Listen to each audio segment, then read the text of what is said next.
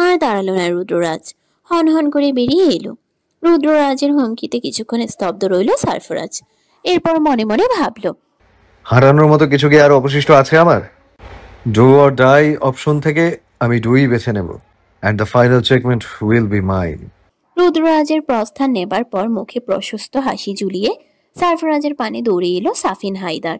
পারলে সারফরাজকে মাথায় তুলে নাচত এই মুহূর্তে সে, কিন্তু এত বড় লম্বা চওড়া মানুষকে এক চুল শূন্যে তোলার তাকত নেই তার।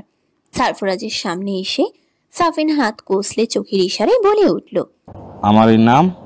সাফিন হায়দারের লোভাতুর দৃষ্টিতে তাকিয়ে রহস্যময় হাসল সারফরাজ। এরপর ওয়ালেট থেকে একটা ঠিকানা বের করে ভারী গলায় বলল, আগামী সপ্তাহে এসো, সবকিছুতে ভরিয়ে দেব। খচখচ করে কোম্পানির শেয়ার সারফরাজের হাতে তুলে দিয়ে সাফিন হায়দার বলে উঠল, কাজটা করতে অনেক কাঠগড় পোড়াতে হয়েছে, যা ডিল হয়েছে তার থেকে দ্বিগুণ অ্যামাউন্ট আমার চাই। সারফরাজ মাথা ঝাঁকিয়ে প্রত্যুত্তর করল, শিওর। এরপর হাতের কড়কড়ে পেপারগুলোতে নজর বুলিয়ে প্রাপ্তির হাসি হাসল সারফরাজ। অভিনব টাকার লাগেজ সাফিন হায়দারকে বুঝিয়ে সারফরাজকে বলে উঠল, ভিড় বাড়ছে, আমাদের যাওয়া উচিত। প্লেটে 1 কাপ সম ভাত আর অল্প সবজি ডাল নিয়ে কেবলই রাতের খাবার খেতে বসেছে মায়া। সারফরাজ এসব দিয়ে ভাত খেতে চাচ্ছে না। ছেলেটা আজকাল খাবার নিয়ে বড্ড জ্বালায় তাকে। সারফরাজের সাথে কথা বলতে বলতে ছটপট হাতে 1 লোকমা ভাত মুখে তুলতেই একজন নার্স এসে খবর দিয়ে গেল, তোমার ছেলে এসেছে। যদি রাতের বেলা একটু চিৎকার চেঁচামেচি করছো না, তাহলে কিন্তু ইলেকট্রিক শর্ট আর ইঞ্জেকশন দুটোই দেব, ঠিক আছে? নার্সের কথায় মুখের ভাত পড়ে গেল মায়ার। প্লেটে হাত ছাড়া দিয়ে লুকাবার জায়গা খুঁজতে ব্যস্ত হলো। সাহায্য প্রার্থনার জন্য চারপাশে সোহানাকে খুঁজল। সোহানা নেই, আজ দিনে ডিউটি করেছে সে, রাতে আসবে না। তবে উপায়, কে বাঁচাবে তাকে ওই রাক্ষসের হাত থেকে? উপায় না পেয়ে বিছানার উপর কাঁথার নিচে গুটিসুটি মেরে শুয়ে রইল মায়া। কিন্তু কান দৃষ্টি দুই সজাগ রইল। অল্প সময়ে গড়াতেই ক্যাচক্যাচ শব্দে খুলে গেল দরজা। টাইলসের জুতার খটখট আওয়াজ। কেউ হিম শীতল ঠান্ডা ভয়ানক গলায় বলে উঠল, এখানে কেউ যাতে ডিস্টার্ব করতে না আসে। মুখ বন্ধ রাখতে যত টাকা দরকার ততই দিলাম, কিন্তু একটুও গড়বড় হলে সেটা আমি মানব না, বুঝেছেন? এই পাশের ব্যক্তি ভয় মিশ্রিত কণ্ঠে উত্তর করল, আধা ঘন্টা সময় পাবে, যা করার করুন, বাকিটা আমি সামলে নেব। বলেই প্রস্থান নিল। মায়া পুরো কথাগুলো শুনল, কিন্তু তার অবোধ মস্তিষ্কে কিছুই ঢুকলো না। ধীরে ধীরে পায়ের আওয়াজ ভারী হলো। মায়া স্পষ্ট টের পেল কেউ তার পাশে দাঁড়িয়ে আছে। মুহূর্তে ভাতের থালা ঝনঝন শব্দে মেঝেতে ঝঙ্কার তুলে নাচতে লাগলো। অধিক ক্রোধে কেউ ছুঁড়ে মেরেছে তা। মায়া তবুও এক বিন্দু নড়ল না, সে ঘাপটি মেরেই রইল। মায়ারহীন আচরণ মনোভূত হল না উপস্থিত মানুষটার। মুখে কপট হাসি ঝুলিয়ে মাথা সমেত মায়ার চুলের মুঠি ধরে তুলে বসালো। ব্যথায় কুকিয়ে উঠতে চাইল মায়া, কিন্তু ইলেকট্রিক শক আর ইঞ্জেকশনের ভয়ে ঠোঁট টিপে সহ্য করল। বিছানা থেকে মায়াকে তুলে ফ্লোরে ছুঁড়ে মারল হৃদয়হীন মানুষটা। মেঝেতে হুমড়ি খেয়ে পড়ে দাঁতের আঘাতে ঠোঁট কেটে ফালি হলো মায়ার। অবুঝ মায়া মুখ চেপে ধরে চিৎকার করে উঠল, বাবা সারফরাজ, তোর মাকে মেরে ফেললো এই শয়তানটা, তুই আমায় বাঁচাবি না? বলেই ছোট বাচ্চার ন্যায় কেঁদে ফেলল মায়া। মায়ার কান্নায় ক্রোধের পাল্লা তরতর করে বাড়ল হিংস্র ব্যক্তির। সে হাঁটু মুড়ে মায়ের সামনে বসে শক্ত হাতে মায়ার চিবুক চেপে ধরে হিস হিস করে বলে উঠল, তোর ছেলে আমার কত বড় ক্ষতি করেছে জানিস? তোর ছেলে আমার স্বপ্ন ভেঙে গুরু গুরু করে দিয়েছে। কী ভেবেছে তোর ছেলে আমার সব কিছু কেড়ে নিয়ে চলে যাবে আর আমি বসে বসে আঙুল চুষব? শোন বুড়ি, এই রুদ্ররাজ কখনো কারো কাছে হারতে শিখেনি। সুভান চৌধুরীর নাতি আমি, আমার গায়ে কার রক্ত বইছে জানিস তো নাকি? চাইলে এখনই তোকে মেরে টুকরো টুকরো করে তোর ছেলের কাছে পাঠাতে পারি, কিন্তু নো, নেভার। এত তাড়াতাড়ি তোকে আমি মারবো না। খেলা চেয়ে আরও অনেক বাকি। তোর ছেলের সব কিছু আমি কেড়ে নিব তোকে কবজা করে। তুই যে আমার তুরুপের তাস মায়া চৌধুরী, সরি ফুপুমণি। কথাগুলো বলে কিটকিটিয়ে হেসে উঠল রুদ্ররাজ। রুদ্রের ভয়ানক হাসি পাগলা গারদের প্রত্যেকটি দেয়ালে দেয়ালে বাড়ি খেয়ে ভয়ানক গা ছমছমে অনুভূতির সৃষ্টি করল। রুদ্রের হাসিতে মায়া ভয়ে কুকড়ে গেল। এরপর করুণ গলায় বলল, আমার ছেলেকে মেরো না, ও ছোট, ব্যথা পাবে আমার ছেলেটা। রুদ্র হাসি থামিয়ে চোয়াল শক্ত করে মায়ার চিবুক আরেকটু শক্ত করে চেপে ধরে উত্তর করল, ব্যথা দিব বলেই তো এত এত আয়োজন ডিয়ার ফুপুমণি, নয়তো এতগুলো বছর কেন বাঁচিয়ে রেখেছে তোমাদের? রুদ্রের এইসব কথায় হিংস্র হয়ে অবুঝ মায়া নিজের হাত দিয়ে চট করে আঘাত করতে চাইল রুদ্রকে। তার মতে রুদ্র পৃথিবীর সবচাইতে বাজে আর পচা লোক। তাই মায়া সিদ্ধান্ত নিয়েছে রুদ্ররাজকে সে মেরে ফেলবে। কিন্তু মায়ের হাত রুদ্রের শরীরে স্পর্শ করবার আগেই শক্ত করে চেপে ধরে কট করে মায়ের হাতের কবজি ভেঙে দিল রুদ্র। অসহনীয় ব্যথায় চিৎকার করে উঠল মায়া। প্রশস্ত হাতে মায়ের নাক মুখ চেপে ধরে রুদ্র বাঁকা হেসে বলে উঠল, হুশ, ডোন্ট সাউন্ড। এখনো তো কিছুই করিনি, এখনই এত কান্না? যেদিন একটু একটু করে গায়ের চামড়া ছাড়িয়ে মরিচ লবণ মাখবো তখন। মায়ার অসহায় নীরব কান্নায় রুদ্রের হাত পিছে গেল। তবুও এক ফোঁটা দরদের সঞ্চার হলো না নির্দয় মনে। ছলছল চোখে ভাঙা কবজি একবার পরখ করল মায়া। ফর্সা শীর্ণ হাতখানা মুহূর্তেই ফুলে লাল হয়ে উঠেছে। নিজের সময় ফুরিয়ে যেতেই উঠে দাঁড়ালো রুদ্র। মায়া আর এক বিন্দু শব্দ করল না। সে শক্ত চোখে কেমন তাকিয়ে রইল রুদ্রের পানে। এরপর ক্ষিপ্ত গলায় বলল, তোকে অভিশাপ দিলাম, সারফরাজ তোকে কুকুরের মতো মারবে। মৃত্যুর পূর্বে এক ফোঁটা জলের আশায় চিৎকার করে আমার ছেলের পা ধরে কাঁদবি, কিন্তু তার বদলে তোর মুখে উষ্ণ রক্ত ভরে দেবে আমার সেদিন তোর এই অহংকার, জেদ আর হিংস্রতা সব কিছুর পতন ঘটবে।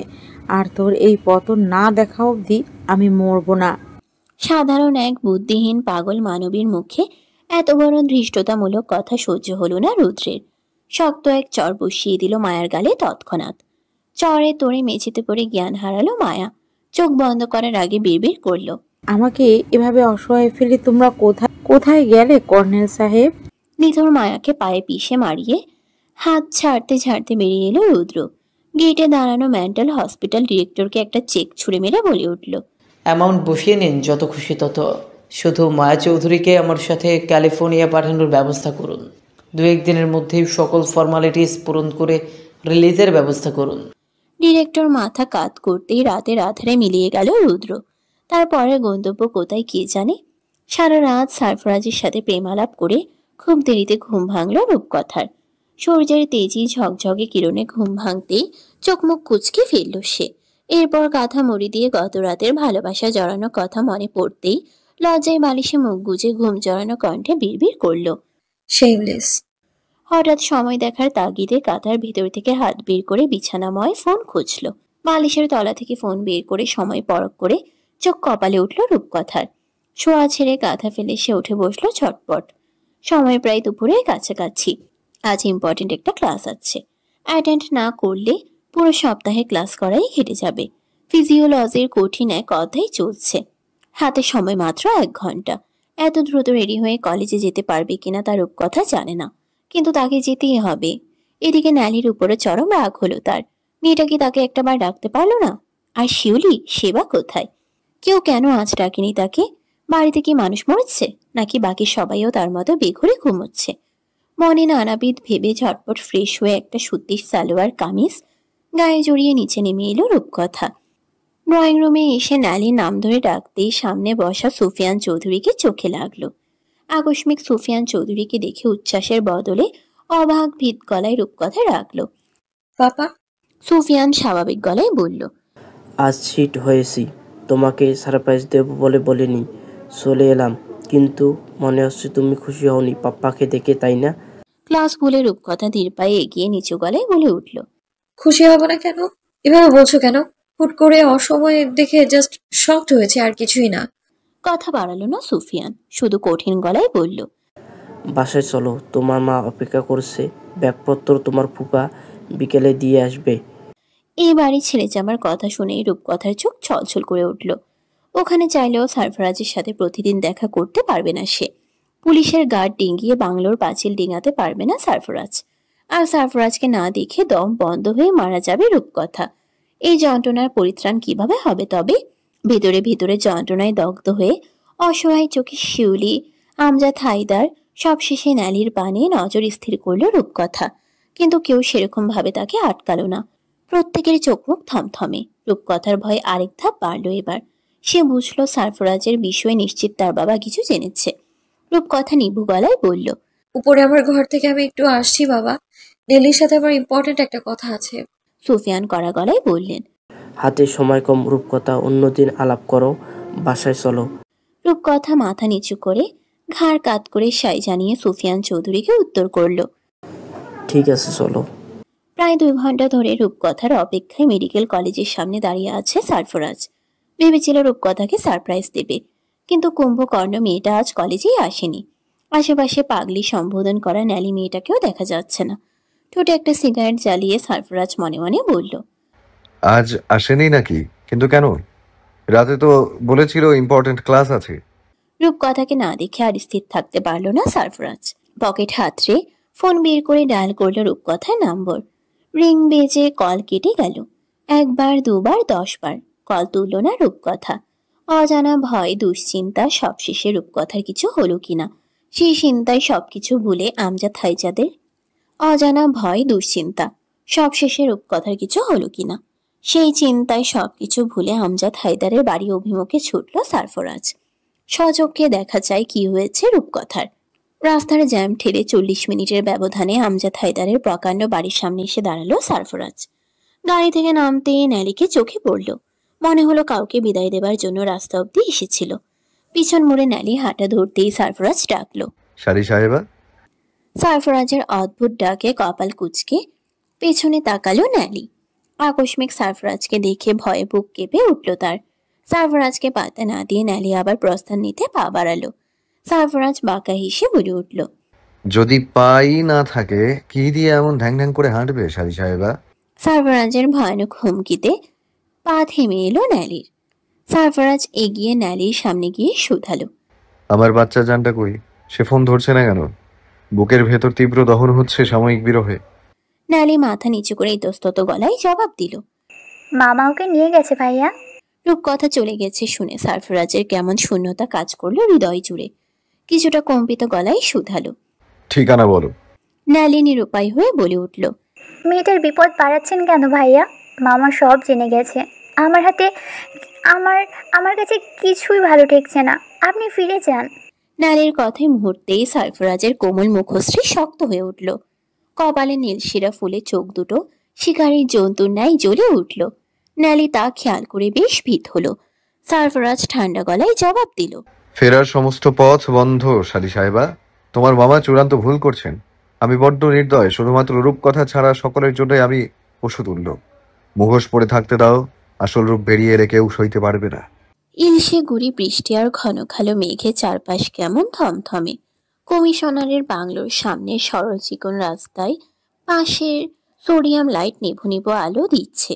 এলোমেলো বাতাসের দাপটে এই বুঝি আলো নিভে গেল। চারপাশের অসংখ্য ঝিঝি পোকার ঝিঝি ধ্বনি কানে তালা লাগিয়ে দিচ্ছে। ক্রমশ কমে আসছে মানুষের হাক ডাক, বাড়ছে বর্ষণের ধারা। বাংলোর সামনে বিশাল এরিয়া নিয়ে ফুলের বাগান আর সবুজ মাঠ।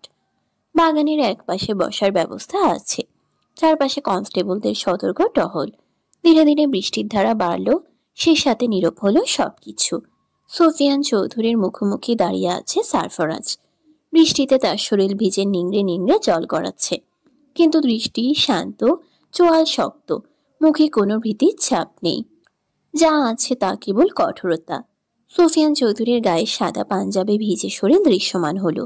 বুকের গুলের ক্ষতটা পাতলা পাঞ্জাবি ভেদ করে দেখা গেল। তাতে দৃষ্টি তাক করে তড়িৎ চোখ সরিয়ে নিল সারফরাজ। এরপর তপ্ত শ্বাস ফেলে সোডিয়াম লাইটের আলো আধারিতে তাকিয়ে রইল। দুজনেই নীরব।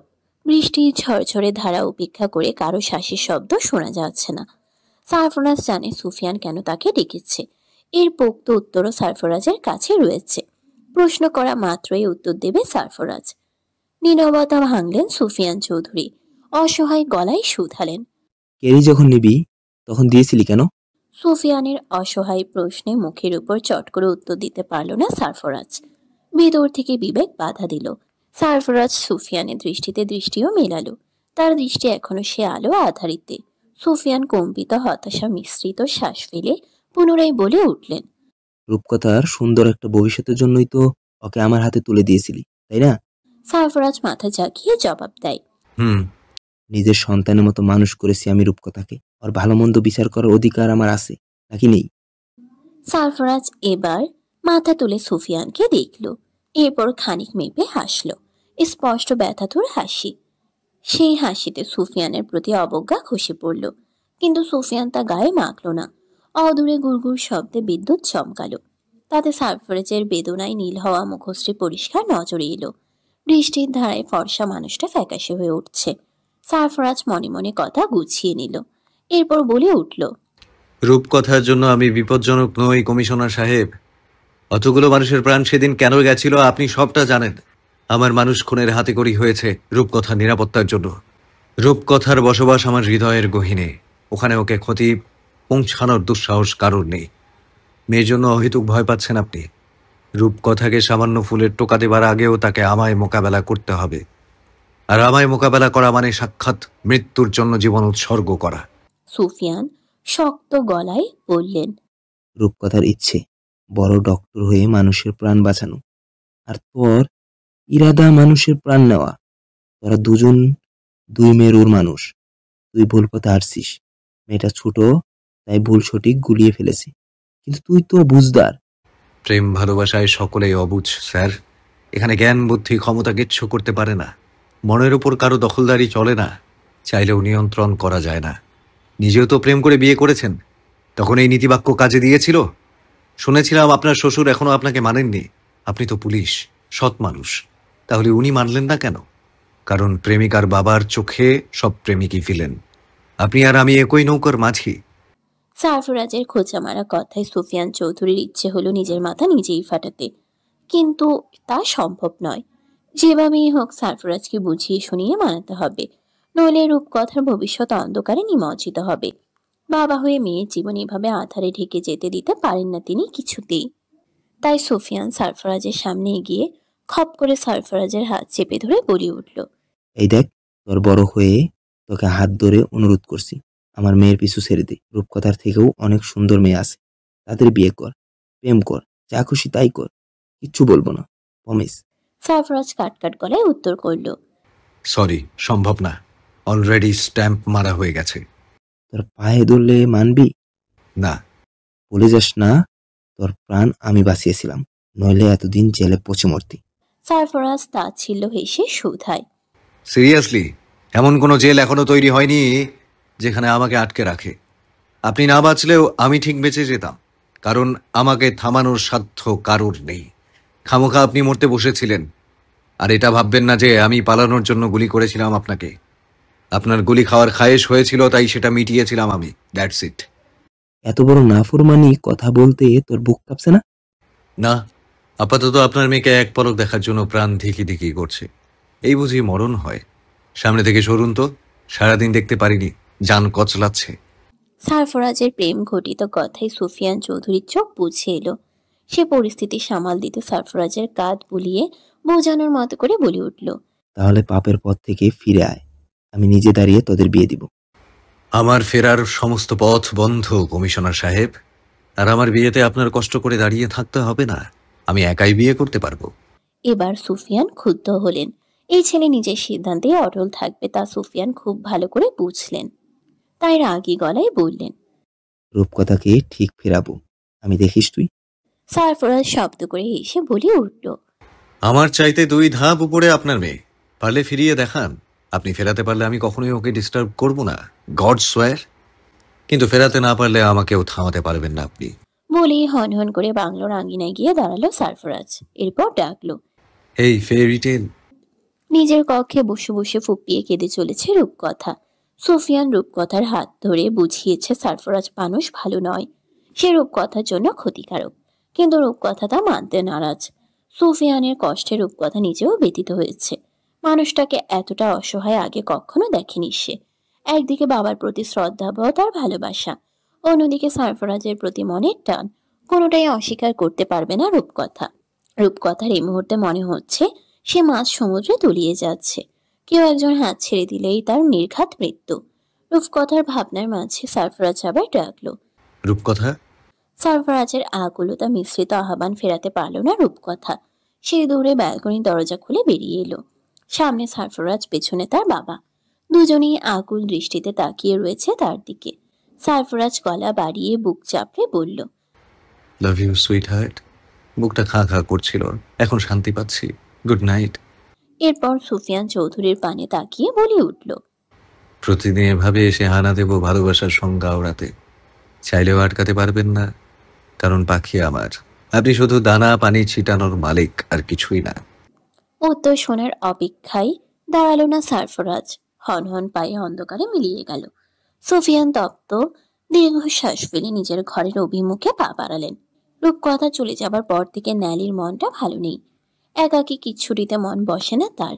কলেজেও যেতে ইচ্ছে করে না।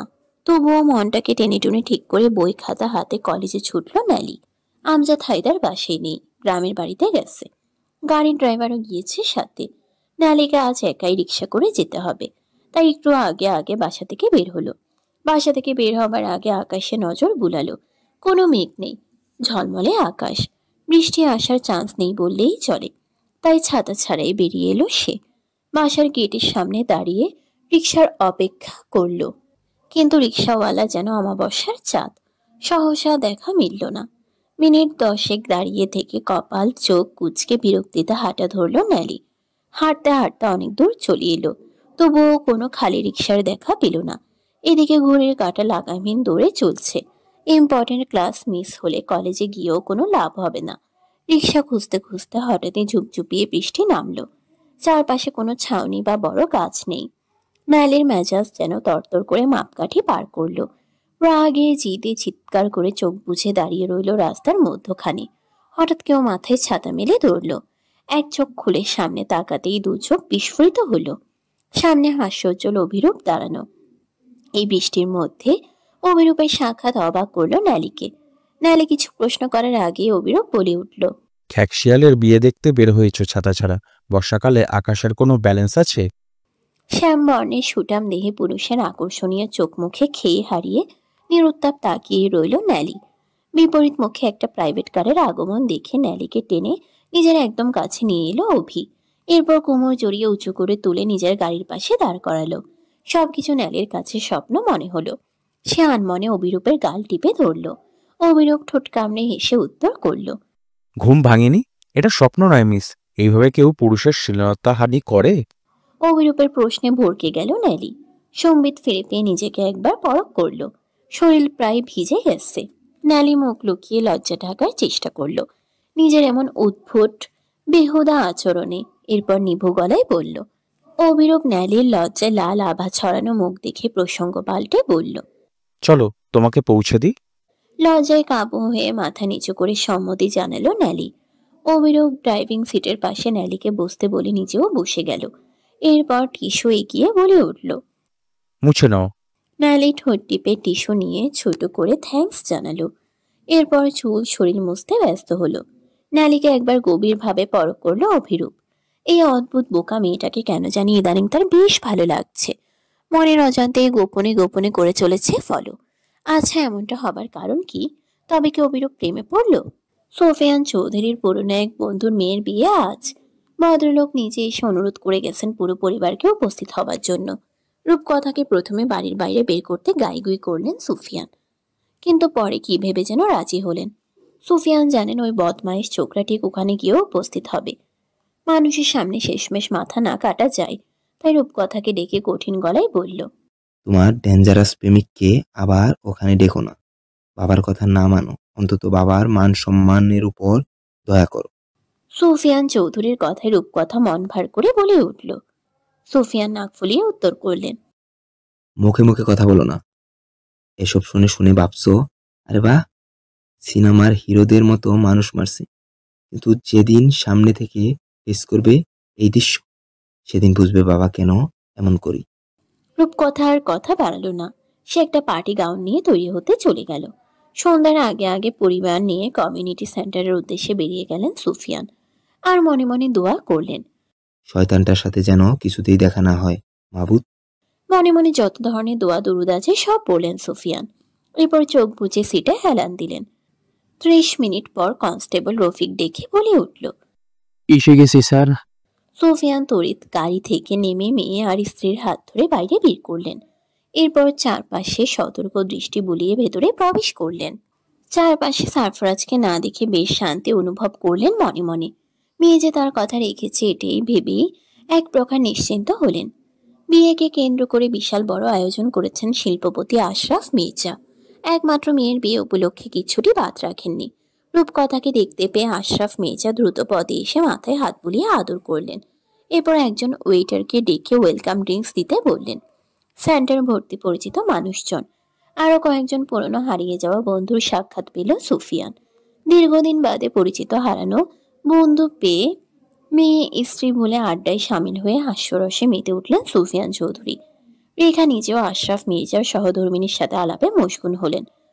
ওয়েটার জুস এনে রূপকথার সামনে ধরতেই কয়েকটা বাচ্চার দল হুড়োহুড়ি করে ওয়েটারের সাথে ধাক্কা খেল। অসাবধানতাবশত ওয়েটারের হাত থেকে জুস পড়ল রূপকথার জামায়। ওয়েটার ভীত ফ্যাকাশে মুখে ক্ষমা প্রার্থনা করতেই রূপকথা তাকে রিল্যাক্স থাকতে বলে ওয়াশরুমের দিকে হাঁটা ধরল। ওয়াশরুমের সাইডটা ফাঁকা, সবকিছুর আয়োজন বাইরের খোলা এরিয়ায় থাকায় ভেতরটা প্রায় ফাঁকা। রূপকথা ওয়াশরুমের বাইরে বেসিন থেকে পানি নিয়ে জামা ক্লিন করতে লাগলো। রূপকথা যখন নিজের ড্রেস ক্লিন করতে ব্যস্ত, ঠিক সেই মুহূর্তে কেউ এসে পেছন থেকে তাকে শক্ত করে জড়িয়ে ধরল। আকস্মিক পুরুষালী স্পর্শে ভীত হয়ে থমকে দাঁড়ালো রূপকথা। কিন্তু যখন পেছনের মানুষটা রূপকথার ঘাড়ে বিড়ালের মতো নাক গুছল, তখন রূপকথার বুঝতে বাকি রইল না মানুষটা কে। সারফরাজের উষ্ণ স্পর্শে চোখ বুঝে সারফরাজের বাহু জড়িয়ে ধরল রূপকথা। রূপকথার কানে মাথায় চুমু এঁকে নেশাক্ত গলায় সারফরাজ বলল, তোমার উত্তাপে মোমের মতো গলতে ইচ্ছে করছে, এত আগুন কেন জ্বালিয়েছ? কথার গহীন মর্মার্থ বুঝল না রূপকথা। নিছক সামান্য প্রেমানুভূতি ভেবে আবেশে উত্তর দিল, গলতে মানা করেছে কে?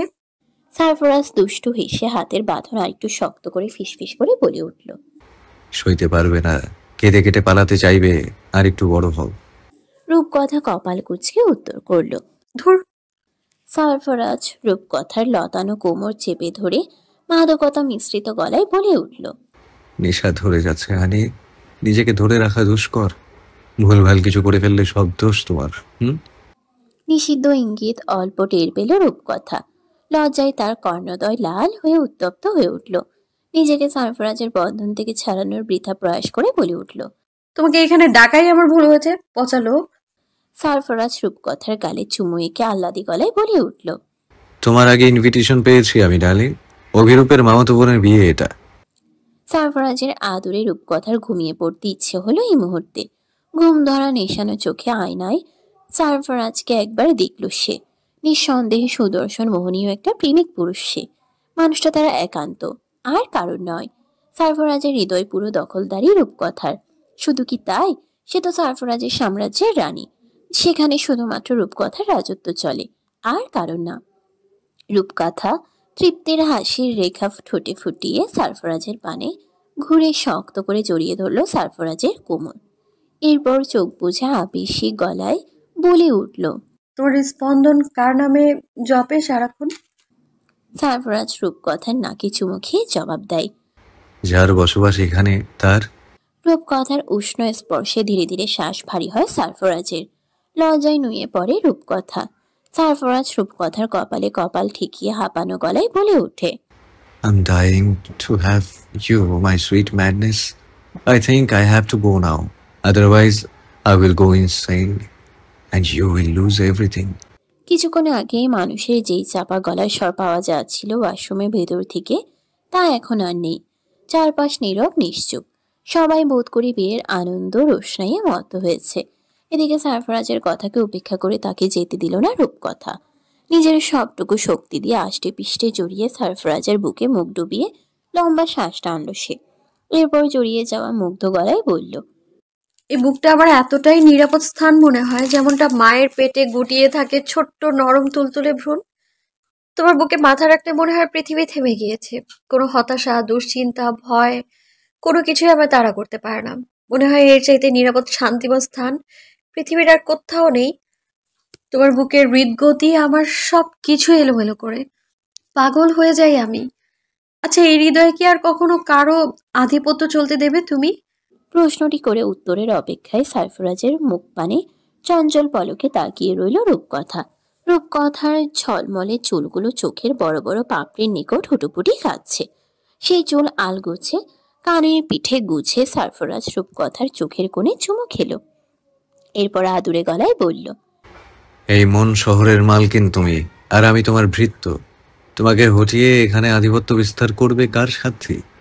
রূপকথা আবেশে চোখ বুঝে শক্ত করলো হাতের আলিঙ্গন। এরপর চাপা গলায় বলল, পরম শান্তিতে পুরো রাত তোমার প্রশস্ত বুকে ঘুমোতে ইচ্ছে করে, কিন্তু হার্টবিট গুলো খুব জ্বালাচ্ছে। সারফরাজ রূপকথার মাথায় হাত বুলাতে বুলাতে মাদকতা মিশ্রিত গলায় বলে উঠল,